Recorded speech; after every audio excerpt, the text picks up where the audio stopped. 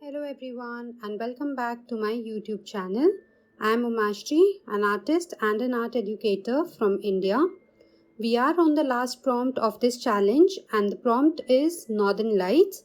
Let's quickly have a look at the materials that you will be requiring for this one. I have also listed down all the materials into the comment below. Let's have a look at the colors that you will be needing for this one. I will be needing a yellowish green, indigo, violet, quin rose, black and white gouache. So let us quickly begin with a rough pencil sketch. I will be having a horizon line at almost 30% from below my paper, and onto the right end I will be having a mountain range. So I'm roughly marking it right now, and some rocks into the sea area. So the top area is my sky area and the bottom area is my sea area. Now I'll quickly begin by applying a fresh coat of water onto my sky area. For the sky area, I will be using the green, indigo, pink and the violet colors. If you do not have a yellowish green color, you can mix in a bit of your sap green with a little bit of yellow to get this yellowish green color. And I will begin with the yellowish green color first. And I will apply this color in swirly motions at the top right corner. Now while applying these swirls, make sure that you do not introduce too much water, and if you feel any excess water, lift it up with your brush. So after this, now I will pick up the indigo color, and in between these swirls I will be applying the indigo color. Okay, so I have given in a warm layer of the green color. Now shift to the indigo color and I will apply indigo color in the gaps between these green color. Now make sure while you are adding the indigo color also that you do not introduce any new water, or else it will spread into the green color and you will not have that bright green color look. So it's very important for the water control while painting these northern lights. And wherever you feel excess water, just lift it up and dab your brush onto a tissue. Now next I will shift to the quin rose color. If you do not have a quin rose color, you can go ahead with any pink tone or a reddish tone, mix it with a little bit of violet. Okay, so here I have applied the quin rose color and at the top area I'll apply the violet color. Now wherever I'm feeling that the paint is spreading or the indigo is taking over onto the green color, I am trying to lift up the indigo colors from there. Now I'll pick up the violet color. If you do not have a violet color ready, you can mix in a dark blue with a little bit of red to get a purplish or a violet tone. And even onto some of the indigo, I am adding these violet color at the top, these small strokes. Now I'll just try to get a clean blend everywhere, and I'll begin moving my sheet into different angles so that the colors flow naturally and seep well. And just adding in a little bit more of green because the green seems to turn out too light.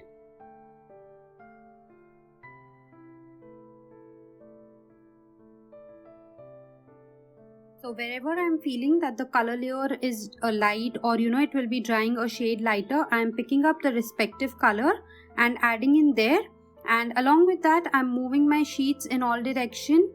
And from the edges, I'm picking up the excess water with the help of a rough cloth. So this is helping me to remove the excess water, and I'm just trying to have a clean blend. Okay, so that is it. Now till this dries, I will paint the sea area.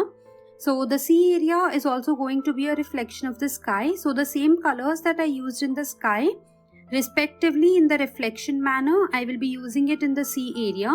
So at the left edge, I have applied the quin rose color. Now I'll shift to the green color and give in some swirls in the sea area also. Do not worry about the mountain range. We will be painting it with black once everything is dried. So right now you can lay down the colors there freely without worrying about how you will paint those mountain or the rock range. Now with the indigo color, I am adding into the gaps in between. And at the top here, I will just add in a small reflection of the mountain with the indigo color only. Okay, so we are done with this. Now I'll wait for all of it to dry, and then we will add in the splatter of the stars and the mountain range. Okay, so just lifting the colors and making it all look a clean blend. Now let's wait for this to dry completely and then move ahead. So my background is completely dried, and now using my size 4 round brush and picking up some white gouache, I'll splatter some stars into my northern light sky, and even I will add a reflection of these stars into the sea area. So I will be having these splatter of stars even into my sea area this time. So even in the sea, but in the sea I will be having less of the reflection and not much of it.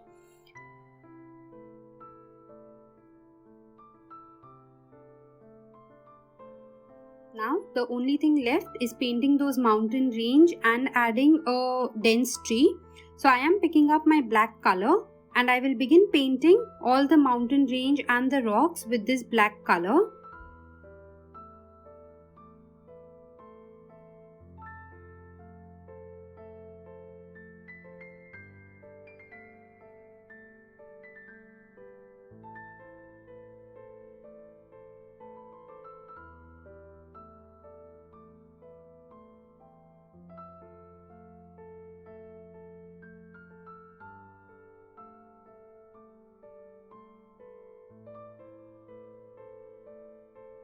Now here you see very randomly adding in some rocks of different shapes and sizes to make it look all natural.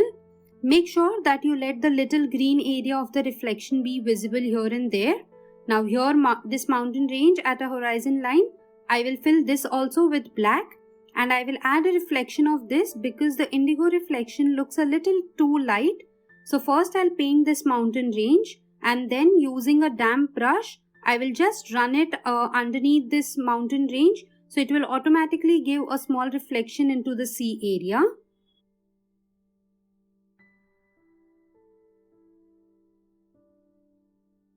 So I've just picked up a damp brush and running underneath here. So you see it's automatically spreading and giving that reflection, and that is the only reflection that I need, not much.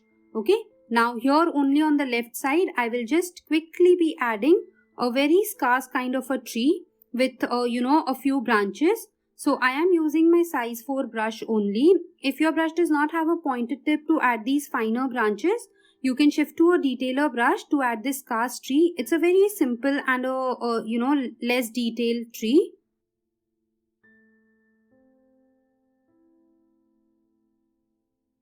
And there we are done with our final painting. We do not remember days, we remember moments. I hope you guys enjoyed painting this with me.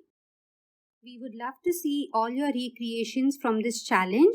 If you post it on Instagram, do tag us and we would love to reshare.